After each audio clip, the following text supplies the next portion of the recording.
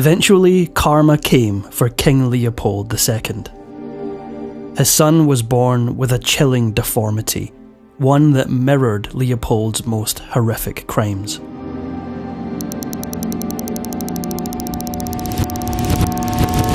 In Belgium, King Leopold II was hailed as the Builder King for the building projects he commissioned, but overseas in the Congo Free State lay the horrific truth. Leopold was a butcher.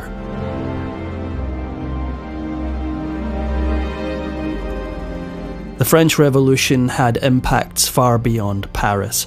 As the guillotines rolled into the Place de la Concorde, Leopold II's grandfather had to run for his life, fleeing to the United Kingdom before dying 2 years later. Leopold's mother, Louise of Orleans, always considered sensitive and fragile, was devastated and followed him to the grave later that same year. The teenage Leopold II was losing family left and right, but then he found someone to mend his broken heart. 3 years after his mother's death, he married Marie Henriette of Austria. Much like Leopold, the people of Belgium fell in love with Henriette for her lively and energetic personality and benevolent disposition. She seemed to be everything that Leopold II was not. His official public career started in 1855 as a senator, and as the heir apparent to the monarchy, he didn't waste any time voicing his opinions, no matter how controversial they were. He became a vocal advocate for expanding Belgium's colonial holdings, touring regions in Asia and Africa looking for prospects. On December 10th, 1865, King Leopold I died, and 1 week later, his son, Leopold II, took his oath of office and became King of the Belgians. Despite the horrors he would unleash on the Congolese people, at home in Belgium, Leopold was actually a progressive figure. Some of his biggest legislative accomplishments included massive social reforms. He even gave workers the right to form unions. He passed a series of child labour laws that protected Belgium's youth from exploitation, and even instituted something of a weekend, giving workers Sundays off. Grimly ironic, given what he was about to do in the Congo Free State. Part of Leopold II's grand vision included a vast, sprawling overseas empire made up of cash-rich colonies. But his actions betrayed his true intentions. He only seemed interested in acquiring colonies for himself as a private citizen, using money from the government. At first, he set his sights on the Philippines. He believed that Queen Isabella II of Spain, the incumbent colonial power in the Philippines, was weak, and therefore eager to sell off her holdings. However, his ambassador, sensing the offence it would cause, never relayed his offer. When Isabella II lost her crown in 1868, Leopold made another move to buy the Philippines. There was just one problem: he couldn't afford it. He tried to devise a plan that would have made the Philippines into an independent state, meaning that a private citizen could purchase it. When that plan was unsuccessful, he set his greedy sights somewhere else: Africa.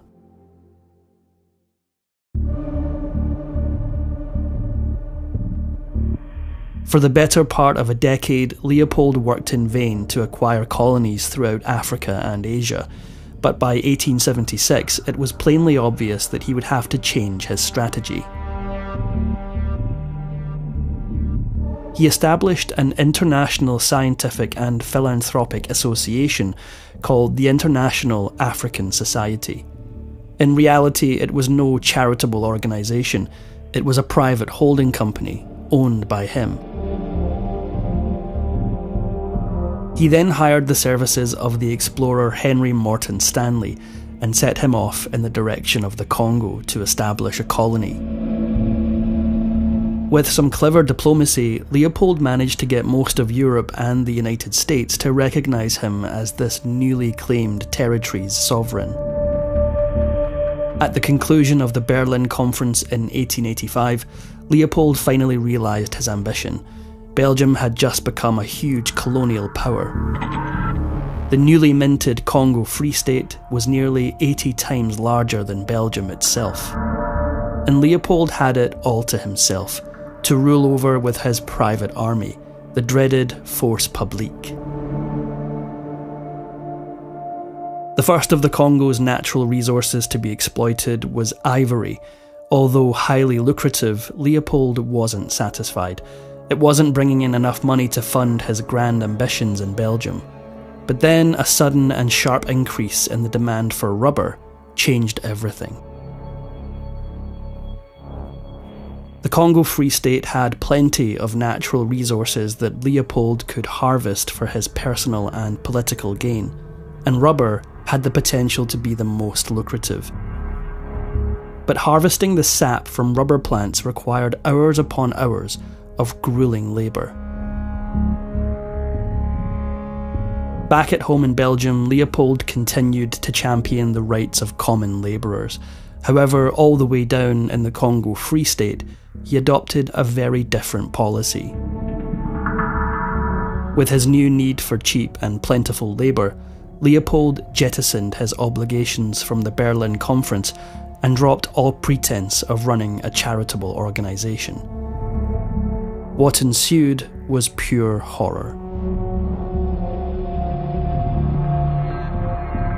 Having shut out much of the outside world, Leopold was free to do as he pleased in the Congo Free State. Using his Force Publique, he forced the native population to work, collecting sap to make rubber, which he then sold for exorbitant prices. The people of the Congo Free State never saw a penny, but they did see something else.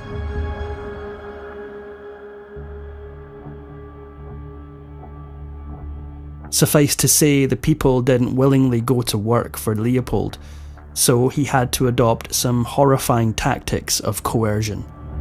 Beatings, mass and indiscriminate executions, and brutal mutilations. To ensure compliance amongst even the most independent-minded Congolese people, the Force Publique abducted the families of rubber workers. This infamous photograph shows a grieving Congolese man.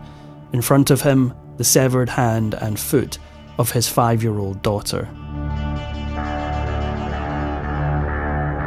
Failure to meet rubber collection quotas was punishable by death, and the Force Publique had to provide the severed hand of their victim as proof. Sometimes these victims would survive being shot and pretend to be dead as their hand was cut off.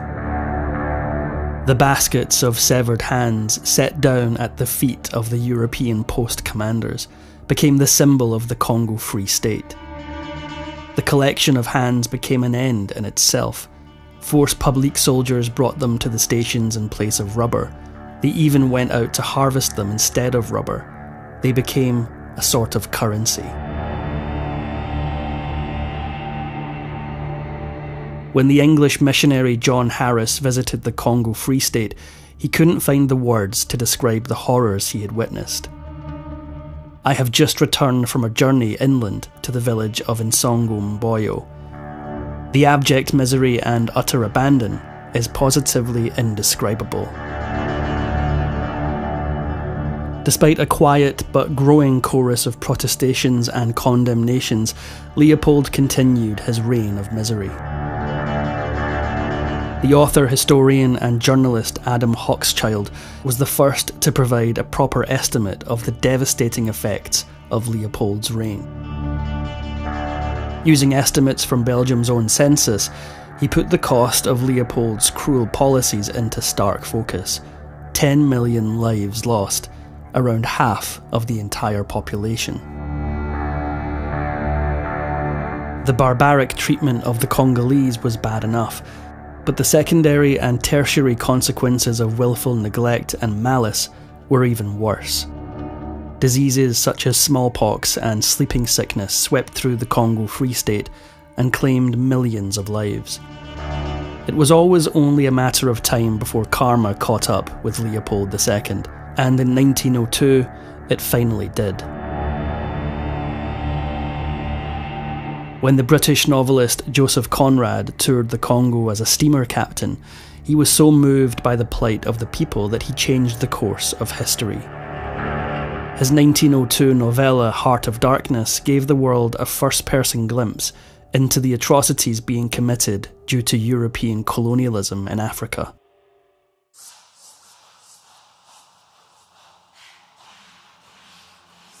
With the book gripping readers all over the world and pressure mounting on Leopold, he decided to counter his bad press with good press.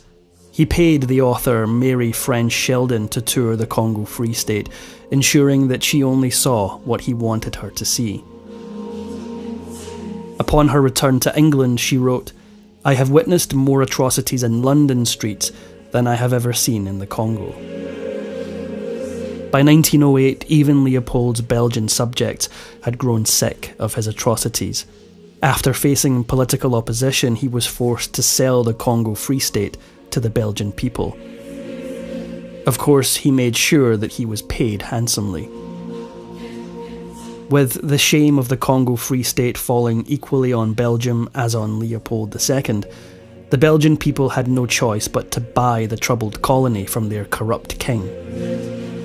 In total, they forked over 215 million francs. A staggering 50 million went to Leopold personally, with another 45 million going towards his domestic building projects. Leopold II might have been a butcher in the Congo, but at home in Belgium he was a builder. He used much of the profits he made from the Congo Free State to fund massive building projects across his kingdom.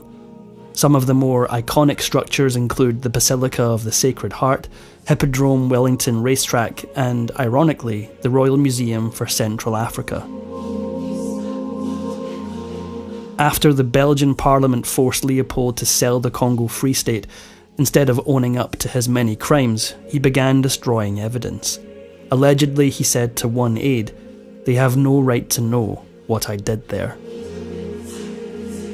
Not all of Leopold II's bloody profits from the Congo went to the Belgian people in the form of lavish new buildings. The builder king also splurged on himself. He purchased several private properties, expanded the royal castle of Laeken, and built resplendent personal gardens. His marriage to Henriette ended up not being what he'd hoped for. Even though the couple managed to produce 4 children, Leopold lost his heir. His only son, Prince Leopold, fell into a pond at the age of 9 and contracted pneumonia, a sickness from which he would never recover. After losing his son, Leopold fell into a deep sorrow, and his marriage suffered the consequences. He tried in vain to conceive another son and heir, but only managed to produce another daughter. Heartbroken and disappointed, Leopold and Henriette separated.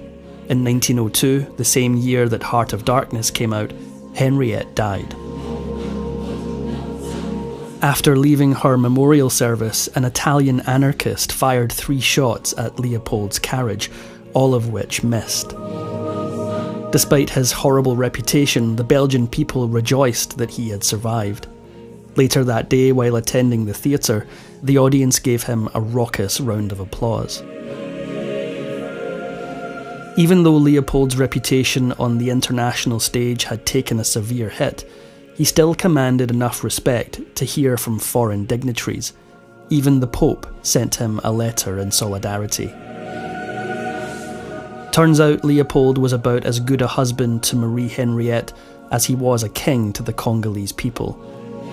Throughout his marriage, he carried on numerous affairs, but none kept his attention quite like the 16-year-old working girl, Caroline Lacroix. At 65 years old, 3 years before his wife died, Leopold struck up the affair that would ruin what was left of his reputation.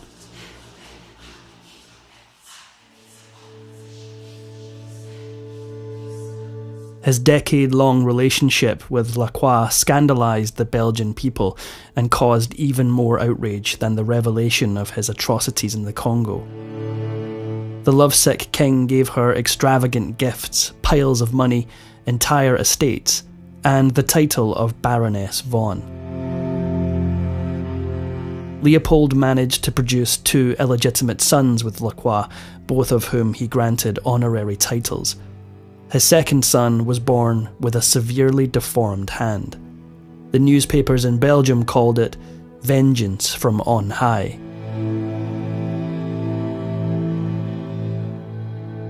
Leopold wanted to ensure that all of his many estates, castles, and heritage buildings stayed within his family.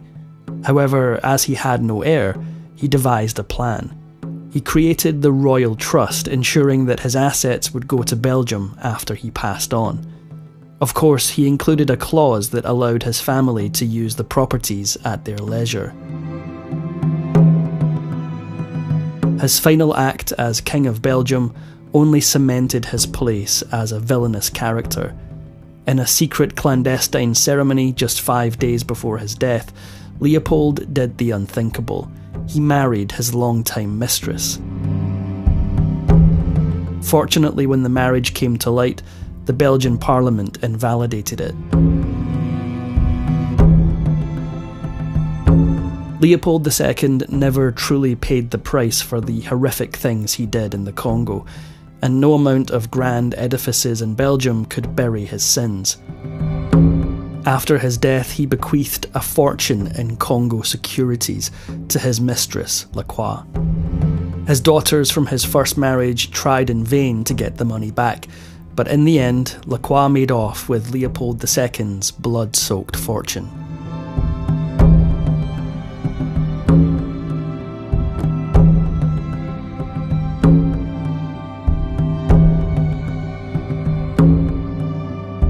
Thanks for watching History Exposé. If you love uncovering the best stories in history, hit like and subscribe to keep exploring with us. Don't forget to visit our main page, Factinate, for more incredible facts about everything.